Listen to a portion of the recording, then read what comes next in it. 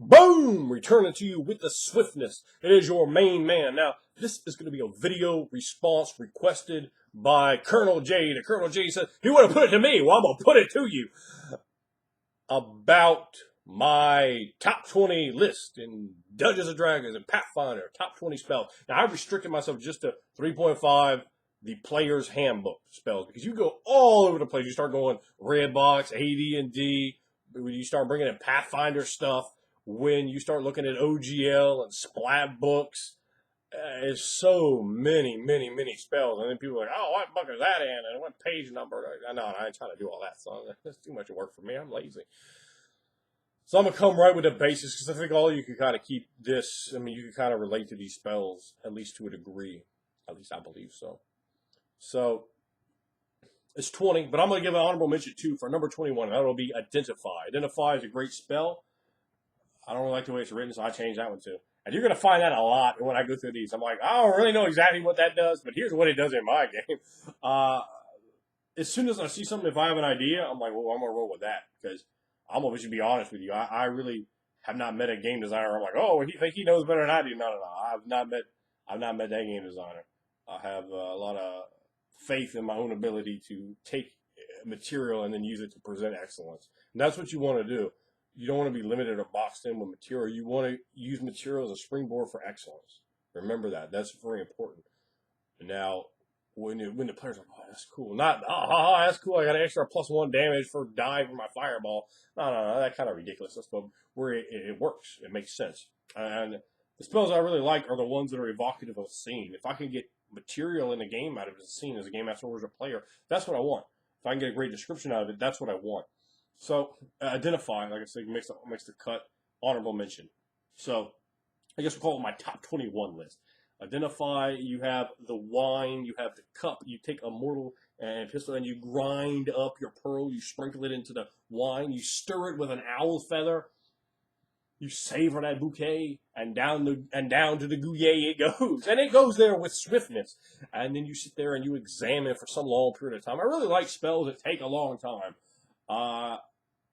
I think it's a giant problem, but the reason why I don't like D&D spells overall for the most part is they're designed around the 5-foot hex. And that's a big problem because a lot of them just aren't realistic.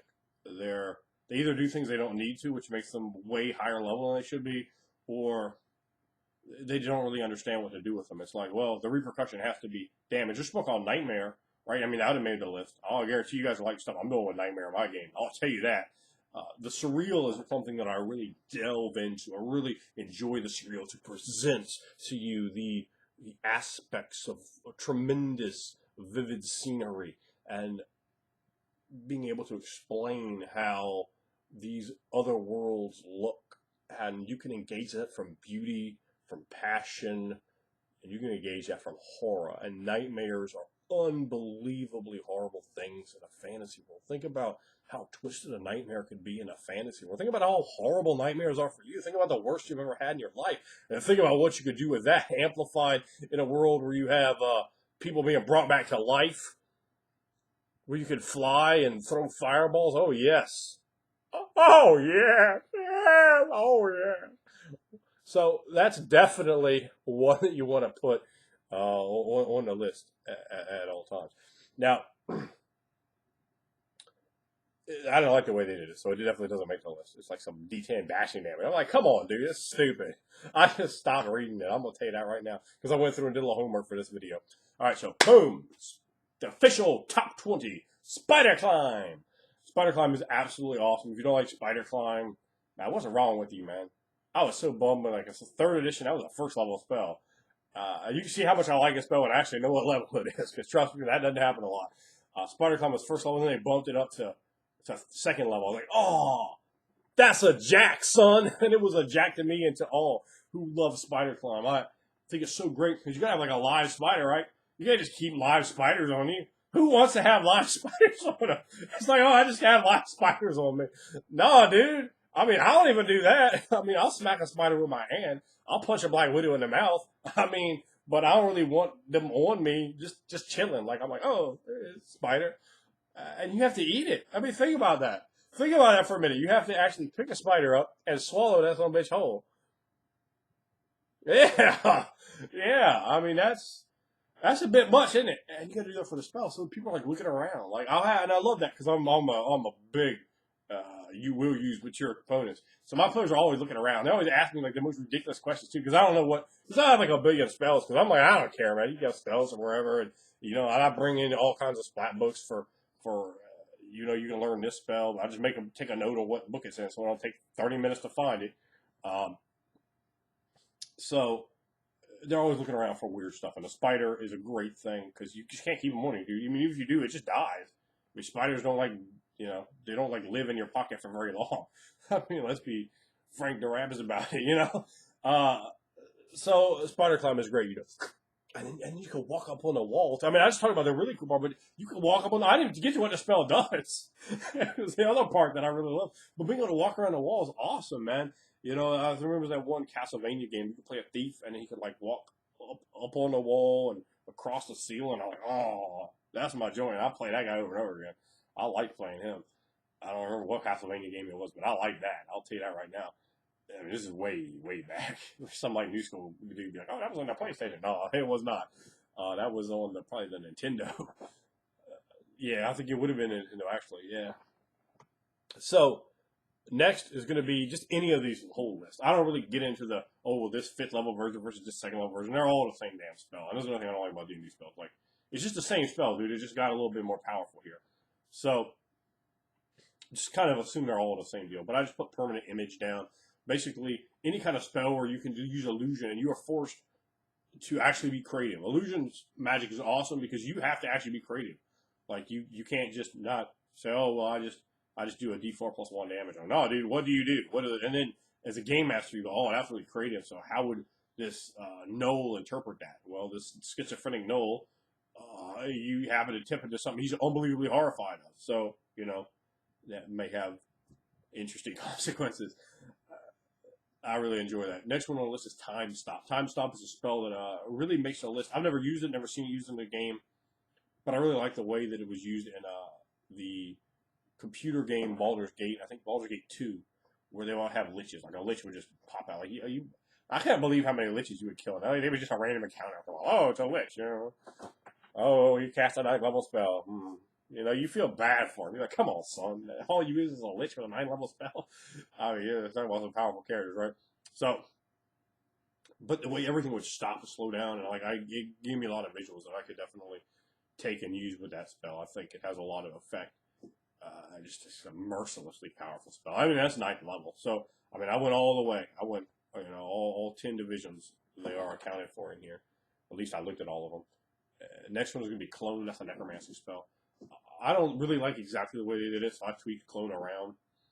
And I've used that in a game at one time. In fact, what I had, and this is pretty awesome, the player who actually was a clone, and he didn't know it. So, it presented all kinds of really interesting plot hooks and scenarios that came up later. It was actually really, it was really, really some cool stuff. I thought it was one of the better twists I ever put on someone's character. Maybe even the best one. And it, just because of, well, I don't want to spoil the whole deal and take like 20 minutes to explain it, but it worked supremely well. Like, for me, I probably had to say that worked like at a scale of 10, it worked like close to a 10 as you could get. Next on the list is Solacrum, which is kind of the same deal. You could do some great stuff with that. Like you can make a image of yourself and then like send it off. Like say if you're like it's a villain, right? And then a party like, we deal with him, and then chain lightning like wrecks through their mind because they didn't sort him out, right? They just dealt with like a henchman version of him, which they thought was the real deal. So you could get a lot of mileage out of it. You could trick them. You could use it to like make them think like somebody is dead. So I really like stuff like that.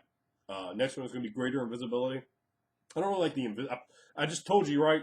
It's all the same deal, but I don't really like invisibility. I don't like it. Doesn't play to me like how invisibility should play. Greater invisibility plays to me like invisibility should play. Invisibility just seems like we're gonna just make this spell fit in a level, and I don't like when something feels like that. And then it just starts feeling like metagamery and like I'm playing a game, and I don't like that. I like things to feel real and fluid, and like if I was in the world with these laws, I could understand and believe that. And invisibility itself, I don't really believe in it. But greater invisibility can really give you some great scenes. Maybe just be like a predator. and you're out there, you can talk about how maybe the light just ripples so they can just see just a little bit, and then it goes away. You can really put, if you know how to use something being invisible to your advantage, you can horrify your players. You can really work them well, because he still makes noise, right? So you're you're crushing some twigs or something, maybe even purposely, and the players are all, oh, he's out there somewhere. So you can basically run almost like a nighttime sort of horror deal, but in broad daylight, which makes it way scarier. I mean, let's face it, you have like the shadows coming down, like a little bit of movement, a disturbance of the light around them. I'm not going to go into trying to describe all that, because that's a whole video in itself, but you could do some great stuff with greater invisibility. That's one of my favorite spells. Next is Shadow Walk. I've changed on a little bit, but the idea of stepping into a shadow, me and appear elsewhere. So you're in a big, dark, horrendous forest with a dense, thick canopy of trees, and you're stepping into that thicket and under this woven tight canopy, and the shadows are cast, and you're standing there against the thicket of thorns, and then you just disappear, and you're like on the other side, like when you come back out. But that whole time, what happened in the middle, in that small period of time, you come back and cover that in a dream sequence, in a dream scenario, with the images that come in their mind, the things that they pull back from going through that unwholesome place.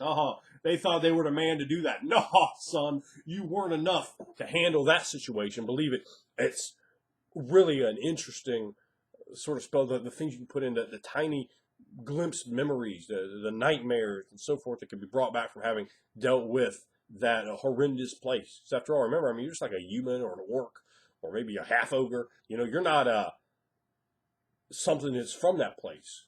You're not. It doesn't matter what kind of necromancer or illusionist you are. You're not. You're still an alien to that, and that place is alien to you.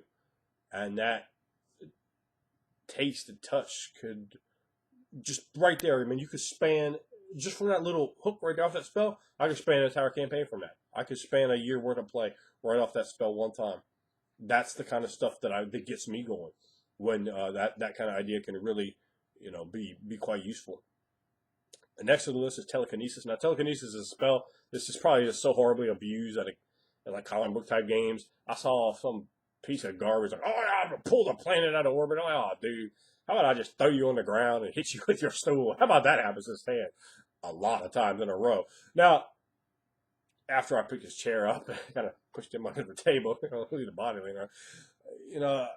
For me, Telekinesis is all about just being able to do the small thing. Maybe let me just draw that soda over here, get some delicious soda, or there's just so many ways. I'm not even sorry, already going to be running long, so let me not get into really describing that one. But it's for the cool effects. It's so many cool things you can do with that. Other than just I pick the biggest boulder, I can find up and drop it on someone. I hurl him across the room like, come on, dude. I've seen that a billion times. How about something different? And there's so many different. God, you could do a lot of stuff with telekinesis. That's what I like, because it's a spell, but it's practically like a power, dude. And it is a power in some games. You can just do so many things with it. I really enjoy it. Dream, which I'm going to tell you, I don't even really read that spell, but I did not like Nightmare. Dream, the idea of being able to communicate with someone through a dream, right? I like spells that take a long time to do. They're ritualistic, and I think that's really cool. Occasionally there's a few you can work in quickly. I think, because I always like change of pace. I don't like just one thing. But the long spells in D&D and other problems, they're few and far behind. You have to go hunt for them. You're like, oh, that took a turn. I'm like, oh no, a whole minute to do that spell? Are you kidding me? So, and to that effect, you will find no conjuration spells on my list, because I hate those. That's all I just think I can play specialist. I'm like, what school do you want banned? Conjuration. I'm not about to deal with that stupid trash. I summoned a dozen monkeys. Come on, dude. Smack a monkey in the mouth. So, dream allows you to kind of go into a dream state, right? And then you can communicate to other people. It's almost like a little demi version of astral projection, which they really messed up. On 9th level for astral projection, come on, you're like 2nd level, but you don't need to take your whole group with you. It needs to be toned down and I always thought that was just stupid. That spell was at that high level. You can really do some interesting things with astral projection. It needs to be limited out more. So, I really look at astral projection in D&D as just a complete spell failure, just a failure. That's, like I said, like 2nd level. That's not difficult stuff there. So, Where are we here? Dream. Yeah, I mean, I really dig that deal. Lightning Bolt is next. Lightning Bolt over Fireball every single day. Because you know who throws Fireball? Me neither. But I know who throws Lightning Bolt. His name is Talos. And he will smash you and smoke you with that Lightning Bolt. Zeus throws a Lightning Bolt. Thor throws a Lightning Bolt. Who throws a Fireball? Nobody of counter or recollection care about no damn Fireball. Lightning Bolt is amazing though. Particularly back like in the old days where you could just hit it up against a wall and just bring it back, crush it, like deal double damage or 50% extra damage, whatever it was to people in metal armor. I mean, Lightning Bolt was a joint. You know, you just hit it, like actually you screw up and like electrocute yourself. Like, I killed myself with that one. Oops. And somebody at the party was always getting hit. Definitely remember that. I went back to like old video games. You hit it, bounce off the wall, like 3 times, go through them. You're like, oh, I need to do 8 points of damage with those kobolds. I did 712. Guess you shouldn't have worn studded leather there, Cobalt Bob. So, I mean, what does a body even look like that has 8 hit points and you check 200 damage to it? There's like nothing left. That's like you're practically incinerated. So, Lightning Bolt. I mean, it's just awesome. I mean, just think about just unleashing the power of lightning from your very hand. And that's awesome. Next on the list is Haste. Just I love the effect of that. Just like, you know, the old Interview with a Vampire where you celerity around the room. That's Haste to me. And I dig that. Now, incidentally, that was the first movie date I ever took my wife on. The first one. So you can see how old my ass is. And that was when it was in the theater. Like, it had just been released. Interview with a Vampire. Yeah, I remember that. But I remember seeing that celerity deal. Because they really could capture it at that time. They had enough special effects juice to kind of pull it off effectively. And I like that. Next on the list, oddly enough, and completely coincidentally, is Vampiric Touch. However, I made one major addition. I actually do know how this spell works. I've used this one quite a bit. Is I hate temporary hit points. They're gone. That is one of the rules that's completely gone in my game. And if I'm playing a game you're in, you're like, oh, we use temporary hit points. I'll be like, all right. I will make certain I take no powers that ever give me temporary hit points. I just don't like them at all. It's not a temporary hit point video, but temporary hit points are booty. So, and I'm already low on spells. I'm not one of those guys, or low on healing. You're not going to have 8 healing potions and be like 7th level and walk into the Dungeon of Doom and fight the Shark and Zodiac and Ming and Kevin Sullivan. You know, you if your entire group has one Cure Light Wounds potion, and you ask the players out there like, hell yeah, we got a Cure Light Wound potion. Oh, this is the most amazing thing ever. We have one Cure Light Wound potion. Maybe one of us will get to live at the end of the first fight we have. Because I've had brutal fights. I don't usually have challenge rated. You're like, if you have one person still cautious, man, that was a huge win for you. It's like, oh, one of us is just still cautious. Oh, it's a monster where they're eating one of our friends. So, Cure Light Wounds potion. Screw y'all. So, you know, I'm really a big fan of the Vampire Touch just giving you the hit points. I mean, you're a necromancer, siphoning life out of someone and putting it into yourself. That makes sense. Not the life that dissipates. No, you understand positive and negative energy flow. I don't see any reason why you wouldn't just parasite their life force. Next one is Fly. Next one is Mirror Image. My buddy Steve had this great description of these the way it worked, you know, his game. He described the hell out of it. I loved it. I mean, I'll describe that spell really well myself, but he took the cake on this deal. Talking about, I looked almost like these little Russian dolls. They're all the same size, like each stepping out of the guy, stepping out. He took a long time to describe this, like minutes. And it's like sitting there, like looking, and you see each one of them. They were stepping and would walk to the side. And it was really, I'm not trying to re-describe it because it was, like I said, it would take me minutes to re-describe it, but it was really awesome. And I love spells that give you that cool flavor. Also, like, mechanic-wise, it works well for me because when I play a wizard, I like to play a fighter wizard type guy, and I always have like a ridiculous armor class, like 9 or something. Yeah. So mage armor, that's not really helping me with my 9 dexterity. So I'm like, oh, 13 armor class. I bet you can't hit that, can you? What level are you? I'm 8th level. I have a 13 armor class. Yeah. So, I mean, that's just completely worthless, right? But mirror image kind of help you not go unconscious in the first round, which is a plus. So next on the list is Enlarge. I love that whole just getting big, man. I mean, I love it. I love it, man. I think about like Ant-Man, you just start growing, or or nunchuck. You know what I'm saying? I'm talking about some somatic components. So you just get all big and then put that tomahawk chop to them. Apache Chief, that's my that's my man right there. I love Apache Chief. That's one of my favorite characters. I love that character. But at large, it just brings all that back to me, and I really enjoy it. I like getting, say your character like 5'8", and all of a sudden you're like 9 foot tall, and just laying the chops in on people and breaking some eyes, maybe take your belt off and start whipping a man. I mean, who knows what you might do? But you are going to be big. You definitely going to scoop slam somebody. He's 9 foot tall now. So I'm a huge fan of Enlarge. By far is my favorite spell for a fighting wizard type guy. It's my favorite offensive spell. Next, we're going to get to Animate Dead. Animate Dead is great. Kind of like you take the black, I think it's a black onyx or maybe it's a black opal, but it doesn't really matter. It's the same thing really. Or sometimes I get like 2 of them right side, and it takes a long time to do so. Like I do not like the greater version. Vampires are not made by necromancers. That's corny, dude. That's like, come on, dude. Come on, really? That's really? No, son. No, that's like a dark god's angry vengeance or a god alike casting someone from his sight. I mean, you get a great story behind a vampire creation, not an 8th level necromancer. Man, I mean, come on, dude. That's butt. That's butt, Wizard of the Coast. What's wrong with you? Send that back for a different spell. Send that back with the digester. But making a zombie, making a skeleton, that's really cool, And I've done come up with cool things. I'm not even going to go because that'd be a whole other video. Add some really cool things to do with Animate Dead and how you can use skeletons and almost kind of disguise them, like right while they're still there. But you could take that gem right and put it like right in the chest, that black gem, and then it could kind of be animated just a little bit, so it's still rock like, but it's kind of like a little scrawny black heart, and you can every once in a while. So it's like trying to pump, but it's not. It can't really do it. So it's like ineffectively. I mean, that's creepy, dude. You're walking through the crypt just like you see the. I mean, you can make a skeleton just with a couple modifications look like a really powerful undead and scare the hell out of players.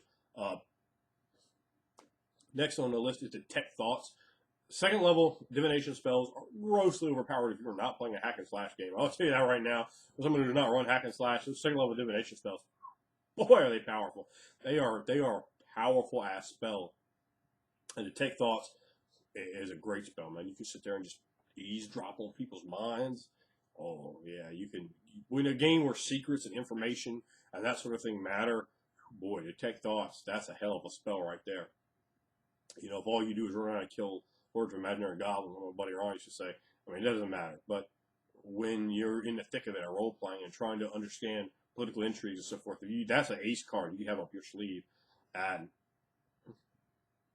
in a game where like not everybody in the world has magic, certainly very few people are gonna have like magic protections. Like for me, maybe if you run like 2 NPCs in an entire campaign that have any kind, and I mean they might be one of them you might even be able to get past with Detect Thoughts.